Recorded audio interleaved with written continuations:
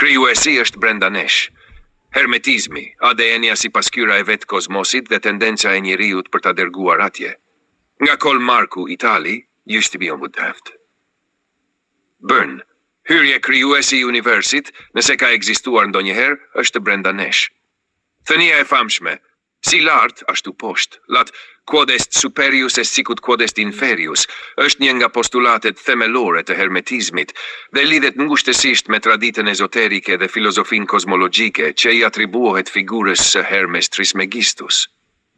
Kjo shprehje është pjesë e tekstit të lashtë Tabula Smaragdina, plaka Esmeraldit, një dokument i famshëm alkimik dhe metafizik që supozohet të jetë shkruar nga vetë Hermes Trismegistus, identifikuar nga shumë tradita si dietari i lashtë egjiptian, por që në interpretimet më mistike konsiderohet një figurë e Atlantidës së humbur. Atlantida dhe dijet e humbura.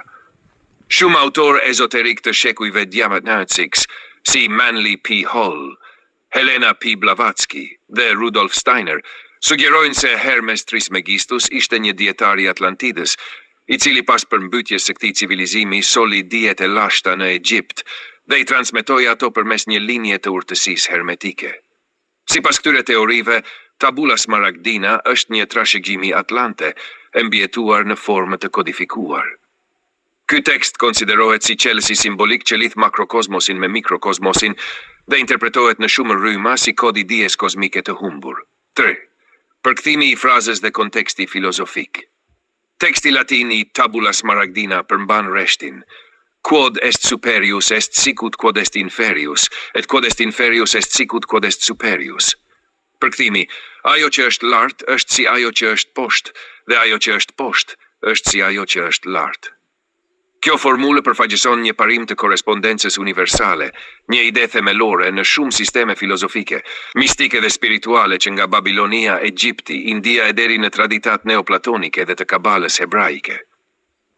Ky rresht përfaqëson unitetin dhe simetrinë midis mikrokozmosit, njeriu toka, dhe makrokozmosit, universi qielli. Ai pohon se gjithçka që ndodh në nivelin më të lartë astral, hyjnor, kozmik, pasqyrohet në nivelin më të ulët, material, tokësor, njerëzor dhe anasjeltas. Ky parim është bazë për astrologjinë, ndikimi i trupave qiellor në ngjarjet tokësore, alkimin, transformimet materiale si pasqyrë e transformimeve shpirtërore. Mjekësinë holistike, trupi është reflektimi i shpirtit dhe gjendjeve të tij. Simbolikën hermetike, njeriu si një pasqyrë e tërësisë makrokozmosit. Vlera simbolike në kulturën moderne, në okultizëm dhe alkimi për të treguar përputhje ndërmjet trupit dhe shpirtit.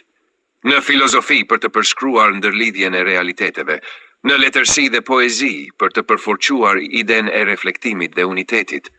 Në psikologjinë analitike të Carl Jungut, ku arketipat kolektiv pasqyrohen në psiken personale si forma të pavetëdijshme të simbolizmit universal. Thënia si kod metafizik dhe lidhja me ADN. Thënia hermetike, si lart, ashtu poshtë, është më shumë se sa një frazë ezoterike.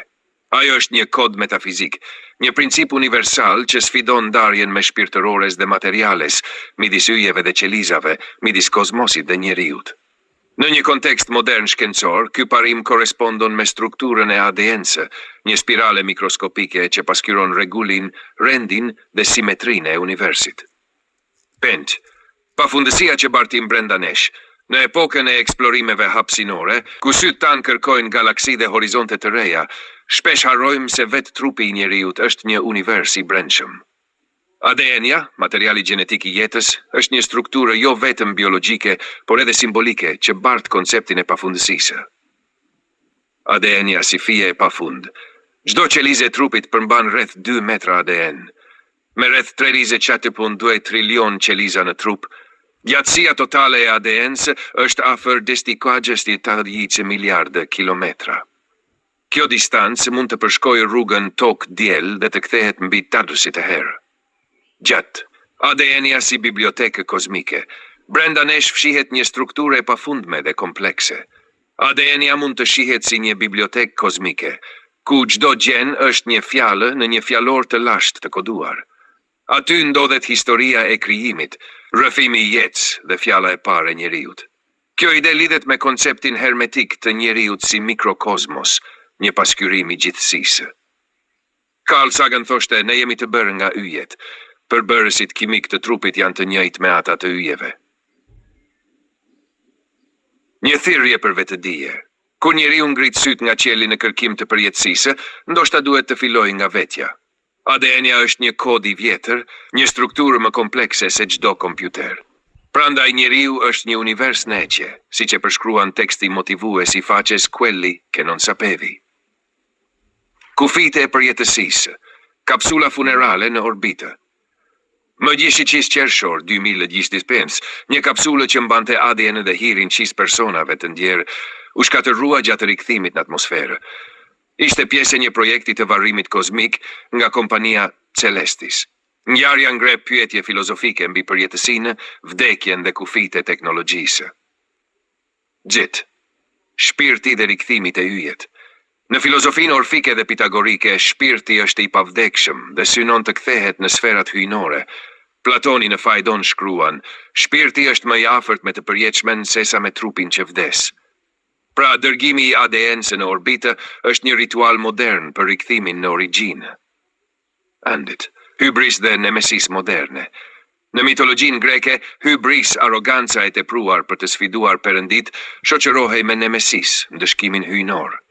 Rëzimi I kapsulës funerale mund të shihet si një nemesis teknologjike që rikujton rendin natyror të kozmosit. Dhahet. Kujtesa si përjetësi Ciceroni thoshte, memoria est thesaurus omnium rerum. Kujtesa është thesari I të gjitha gjërave. Përjetësia nuk fitohet me teknologji, por me virtit dhe ndikim moral. Muzika e sferave dhe disharmonia moderne. Pitagora mësonte se trupat qiellor emitojnë një harmoni të pagjueshme, muzika universalis. Për të arritur sferat hyjnore, shpirti duhet të jetë në harmoni me këtë rend. Batnalert, një Ikarus modern. Si Ikarusi që fluturoi drejt diellit dhe ra, ashtu edhe njeriu me kapsulën funerale dëshmoi arrogancën për të prekur përjetësinë. Herakliti shkroi, dielli nuk do të kapërcej masën e tij, përndryshe erinjet, ndihmësitë e drejtësisë do ta ndëshkojnë. Një paralajmërim se edhe dielli nuk guxon të tejkalojë rendin kozmik. Menc, përfundim. Në kërkim të përjetësisë, njeriu shtrin sy të drejt yjeve, por harron se universi është I skalitur që në vetë qelizën e tij. Hermetizmi I lashtë, përmes shprehjes si lart, ashtu poshtë, shpalos një të vërtet metafizike. Mikrokozmosi njerëzor është paskyre e makrokozmosit. Njeriu është më shumë se një trup, ai është një shkrim yjor, një kod I përjetshëm, një mikrodhi në udhëtim drejt origjinës së vet hyjnore. Fusnotat, min Antoine Ver, Access to Western Esotericism, Albany, SUNY Press, 19. 2. Francis A. Yates, Giordano Bruno and the Hermetic Tradition, Chicago, University of Chicago Press, 3. Manly P. Hall, The Secret Teachings of All Ages, Los Angeles, Philosophical Research Society, 1928. 4. Helena P. Blavatsky, The Secret Doctrine, London, The Theosophical Publishing Society, 1888. 5. Rudolf Steiner, Cosmic Memory, Prehistory of Earth and Man, London Anthroposophic Press, 1923. 6. Stanton J. Linden, The Alchemy Reader, From Hermes Trismegistus to Isaac Newton, Cambridge, Cambridge University Press, 2003. 7. Walter J. Hanegraaff, Esotericism and the Academy, Rejected Knowledge in Western Culture, Cambridge, Cambridge University Press, 2012. 8. Carl G. Jung, Archetypes and the Collective Unconscious, Princeton, Princeton University Press, 1981. 9. Eva Bianconi et al., An Estimation of the Number of Cells in the Human Body, Annals of Human Biology, 40, Nov 6, 2013, 463 to 471. 10. Bruce Alberts et al., Molecular Biology of the Cell, 4th ed., New York, Garland Science, 2002. 11. National Human Genome Research Institute, How Big is the Human Genome? Genome.gov, 2020. 12. Glenn Alexander McGee, Hegel and the Hermetic Tradition, Ithaca, Cornell University Press, 2001. 13. Carl Sagan, Cosmos, New York, Random House, 1980. 14. Quelli che non sapevi, Facebook, 28 Kershaw, 2025. 15. Platoni, Phaidon et Thmitsi de. Skashtit, Eschili Prometeu imbërthyer, Sofokliu, Antigona. Sante, Ciceroni, De Oratore, 227. Goethe, Giovanni Reale, Storia della filosofia antica, Bompiani, d'un piatto, 547, 920. Najtojnë fragmenti bifest noti 3 dik, sipas dielës krans, di fragmentet e vor sokratiker.